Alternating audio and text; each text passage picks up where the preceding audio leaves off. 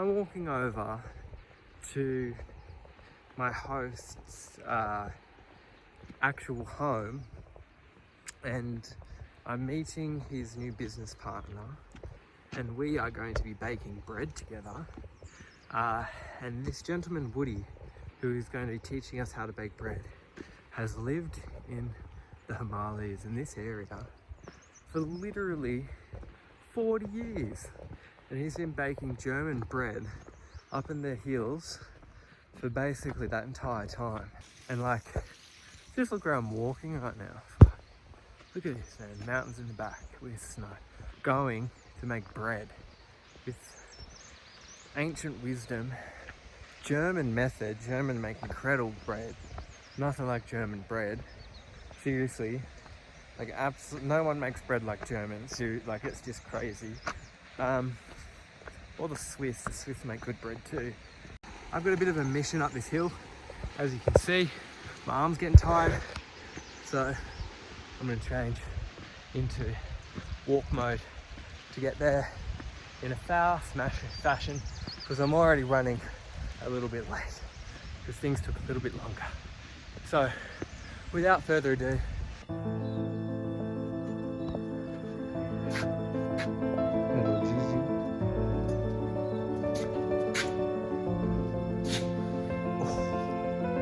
flowers been there since yesterday. Watch out, guys.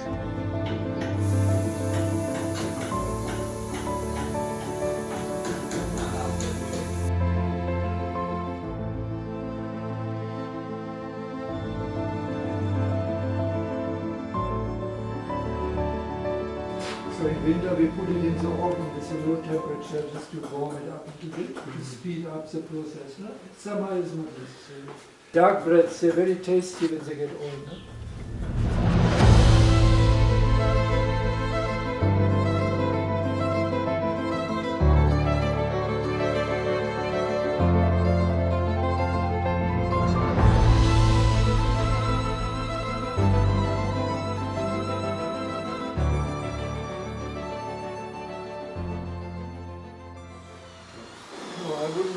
So we make a very big cheesecake today. We're gonna make a big cheesecake. Big flat cheesecake.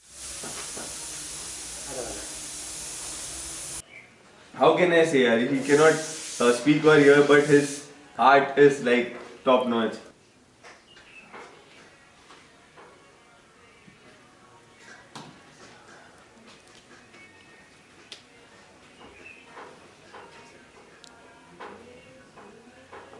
So he can, if we walk down somewhere, he will see better than what we can see around. Yeah, like if you are trying to see something, like if you are trying to search something, he will find it before us. Also, there's one incident, people used to walk from here and there, earlier. So he used to find Gucci mushroom, which is like the most expensive mushroom in the world. Yeah. Like if Woody or some other person is walking from there, they wouldn't see that. But if he would go, he would find that mushroom and he would be like, oh, this is such big mushroom. Incredible. That time we were only reminiscing on us being 2 years apart in age. We are almost same age, no? So he is also like very much this. He's like, oh, really? Yeah. Big story, bro. For you, casual, no problem. My nan taught me how to do a lot of cooking when I was a young boy. So when I saw your story on Airbnb and everything, it was just someone else that's been in that same era that we can only kind of aspire to have a little piece of that energy. It's incredible. Well, firstly, how about we introduce you guys? Woody, tell me an introduction of your years of life on this planet in a I don't know, I'm just five. sitting here and trying to retire, which is not so easy. But luckily I find somebody who will go ahead with my work, keep on the legacy, because I'm a little bit tired of everything.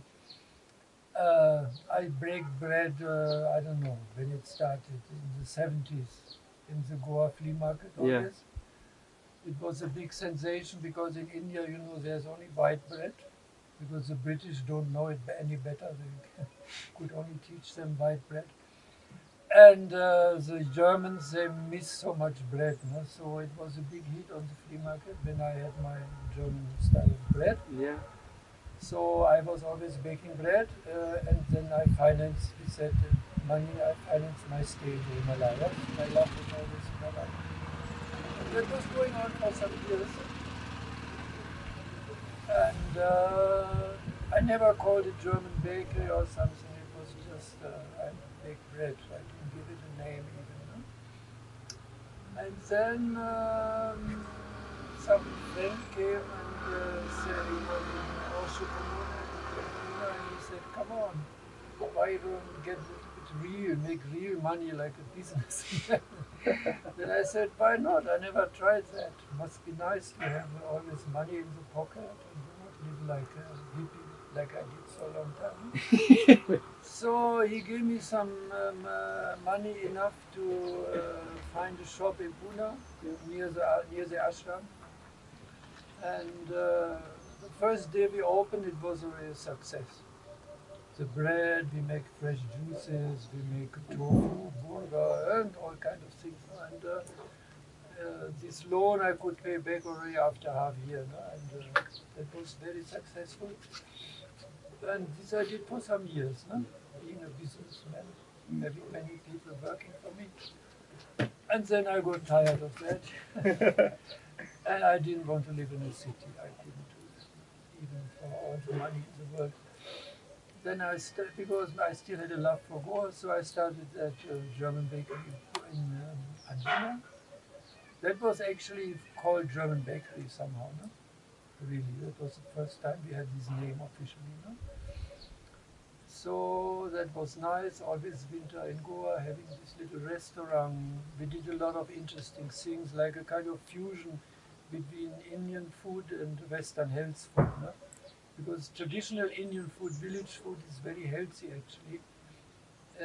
Like they make rotis of maize, of wheat. In the south, they make rotis of millet. Very healthy food actually. But it's regarded as something poor people food, low class food, whatever. No? So the upper class people, they have everything white flour, and they look down on this kind of village food. No? So we kind of included the Indian village food in our menu. Like we did puris made of buckwheat, which is very tasty, but nobody knows in India how tasty buckwheat puris are, for example. No? So, and we did tandoori roti with millet and all these things. So it was a very interesting experience for me also, because I love Indian food and I love German bread. So it was a kind of combination of both. No? Then also I got tired of that. Having a restaurant is so much tension. Yeah. So then I decided I want to stay only in the Himalaya. So I found somebody who took over that German bakery in Anjuna, and I started that little thing here. That was from beginning on meant to be something small, just 3, 4 boys working and using all local food, local grains, local herbs from the forest. Do something healthy about all the products which are available here. No? And we started these energy bars that time. These kind of bars were not available in India, and it's very nice for tracking people who carry their own luggage. If they have a few energy bars, that doesn't make much weight, but it's like a full meal. No? So people like that very much, and we baked, of course, also bread here. For 5 years, we had a farm in the forest up, growing organic vegetables. It was a disaster financially. I was maybe too early that time. No? Nowadays it would work maybe, because people like you ask me for organic vegetable, nobody have. No? But it was great fun to stay in the forest in a place 3,000 meters up, growing vegetable and always fighting with the cows who tried to enter through the fence. Yeah, it was. We had a very good time. And yeah, and then that was, but I gave up the problem with the owner. And now we have this little thing here, and yeah, now finally I found somebody who is want to make it big again and successful, because he has a chocolate factory, which is very nice, but it's a kind of sweet thing, and it is, I cannot say it's not healthy, but it's also not really a health food containing white sugar. So he wants to compensate now. He's doing something good, something healthy for the people.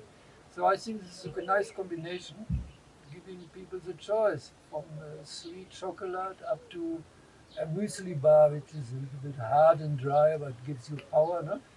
So we have a big variety of products, and he has all the infrastructure ready to in Goa, in South, in Bombay, in Ladakh, everywhere. He sees chocolate, so it's also easy for him to put my products in the same shops and make them popular. Something I was never good in.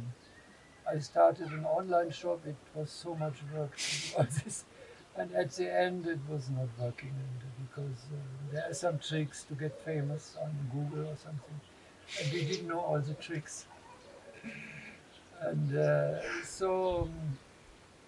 these young people all know these tricks to get famous and get also online customers. No? So I'm very happy I can be with the company still as an advisor, as a helper, but I don't have any tension about money or organizing or business or taxes or health department or anything. So I'm Wow. a happy man today, I can say. Wow. So the first thing there is, as you kind of go through your chapters of your own life, the one element through that was still your passion for baking. And so as you have fluctuated between everything else and whether or not it be a successful business or something that you classify a disaster, that's still been your true north, your heart's passion. And good quality food using really good ingredients is always there. And so this mentality is lost, and so that wisdom in today's day and age is definitely needed too. So to hear that that's where you sit using your passions to still guide you into your later chapters of life is something that I think as young, men we aim to do as we start to reach your age in the future. So this is very inspirational. Yeah, you young people should just be curious. That's the main thing. To be curious, to do new things, to try something. I never knew how to bake bread, because in Germany, why you should bake bread? Even in the smallest village, there is a good bakery who makes so good breads. No? I started missing bread when I was in the East. No? Yeah. So my first bread was somewhere in Afghanistan. So I baked on a kerosene cooker in a clay pot. And It's a it Dutch came oven, out like, yeah. nice. That was my first bread. No? I never bake bread before. No? That was it. Just experimentation. And then I started. Then friends pushed me to kind of try to do it commercially in Goa. No? I would never think that people would pay money for it or something. I always baked for myself. No? Mm. And then it was successful, and it was feeling very good to have a way to stay in India, doing something nice and legal and make people happy with the bread. I was very popular in Vienna for the bread, especially with the Germans. Maybe. Yeah, we had a good time. Wow. Always. The Italians made a pizza, I make a bread. One Swedish guy make a herbal fanny. Oh. This flea market was very nice in the old days. So Everybody did something. at that stage, what was like? Take us back there, just while we're on this as a bit of a topic. Like, how did that feel for someone coming from the West here? That sense of community between, say, other Westerners and people from Europe, and then even the native Indians you were saying pulling from local foods. How did that kind of I guess mix match of all different cuisines, personalities, people all kind of unfold back in the 70's and 80's. Take us back there. Uh, yeah, for me it was, I think I was successful because I was working together with Indian people. No? Yeah. And that was very nice because I was on their level. I was poor. I was not like a boss who employs people. I was like somebody who tried to survive, do something, baking. And then you had helpers and you treat them like equal. So, because most foreigner, when they are in India, they have problem to work with Indian people. No? because they're different. They, they don't, they cannot organize much. They just do their thing and happily and nicely, but they cannot plan for the next day or this kind of thing. So my German style and the Indian style working very good together. No? And I never tried to do in India something German style. It was always a mixture. Fusion. Indian, German, fusion, like that. No? And then that works very good. No? But if you're very strict German, you want to do this and this, you get mad after some time. It doesn't work. No? I had in the flea market there came two German guys. They were planning to bake bread. They talk very big. They say we have 100-year-old sourdough from our local bakery in the Black Forest or something. Then I asked them if they give me a little bit of their sourdough. I said no. And I said, okay, strange. Then I was a little bit afraid because professional bakers, 100-year-old sourdough. I am a simple baker. And then they finally came on the flea market, had some very strange bread, which nobody liked. And then I find out they had, in Mapsa, they had bought chickpea, cracked chickpeas, which you give for the buffaloes or cow to give more milk. No? They thought that it's a cracked wheat. So, so it was so funny for me that they are bakers, but they don't know how the wheat looks. How the the actual grain knows how to order a certain F110 type of flour. Yeah. They get a ready sourdough in powder form. You know? So these learned bakers, they were completely useless. They didn't make one bread. They give up after some time, you know? Because they didn't know anything. No, traditionally, it should be the farmer, the miller, the baker. These three is one line. They belong together. No? The farmer gives you the grain, then you go to the mill, makes the flour, and then the baker bakes. No? And this here, it is still there. No? You buy the grains from the farmer, you go to the mill, and it's still together. So everything is very nice. But these learned bakers, they didn't know that. No? They didn't know how to buy the grains. That was a funny story. No, and about this cultural mixture, as I said, it was very funny. No? Like the Italians made a pizza, and then they get so drunk, and at the end, they give away the pizza, and half the dough was still there. I was a bit frustrated. The foreigner, they also, that time people had to do something to survive. No? They had very little money. No? They came overland, some came hitchhiking. It's a completely different people. No? Today people come by plane and they have usually enough money to stay and they don't have to do anything. So we had to be creative.